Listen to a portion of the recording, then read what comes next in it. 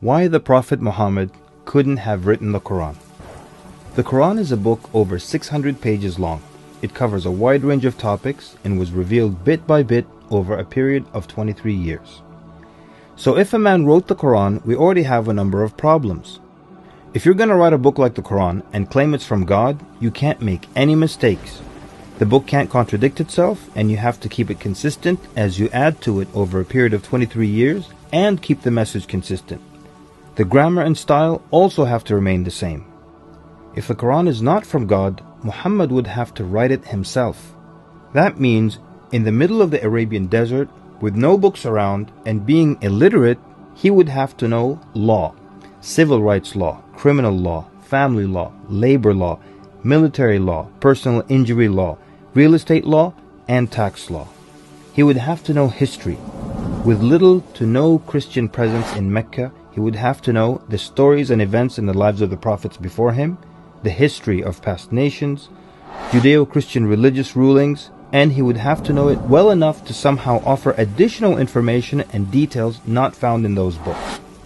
He would have to know how to develop a nation, how to start a government, know about worship and purification, invent dietary laws, know psychology, about raising children, arbitration, distribution of wealth, finance, and business. In the area of science, he would have to know embryology, oceanography, about plate tectonics, cloud formation, UV rays, know about plants, mountains, bees, the human brain, the Big Bang, and the expansion of the universe. And in order to make the book complete, he would have to have knowledge of the future so he can write things that will happen in the years to come. He would have to be a time traveler in order to insert his name and mention in the Bible. If he's claiming that the book he wrote is from God, it must not have a single solution that doesn't work.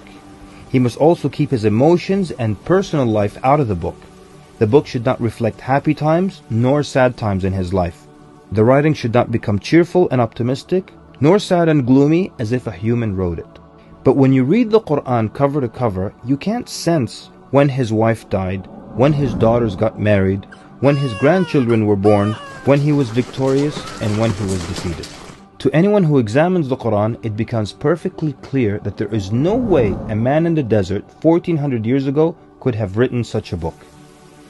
But what if it were a committee of brilliant minds, a secret society that is in charge of correcting, updating, and rewriting the Qur'an over the years?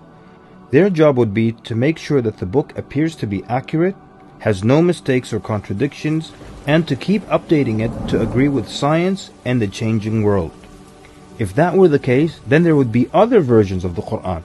Due to edits and improvements, we would have new edited versions and old versions with mistakes. You would be able to detect different writing styles and influences from the different authors. The problem with all of that is, there is only one Qur'an. So one man didn't write it, and a committee didn't edit it, so where did it come from? What if clever devils dictated and influenced a man to write the Qur'an? The question then would be, what kind of devil calls to good behavior, worshipping God, honoring Jesus, giving to the poor, and warns of the devil? Any way you analyze the Qur'an, you come to a clear conclusion.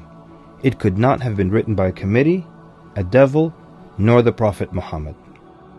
Since it's impossible for Muhammad to have written it, then that means he was truthful in that it is from God.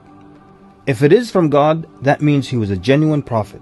And if he's a genuine prophet, then his message should be heeded and obeyed.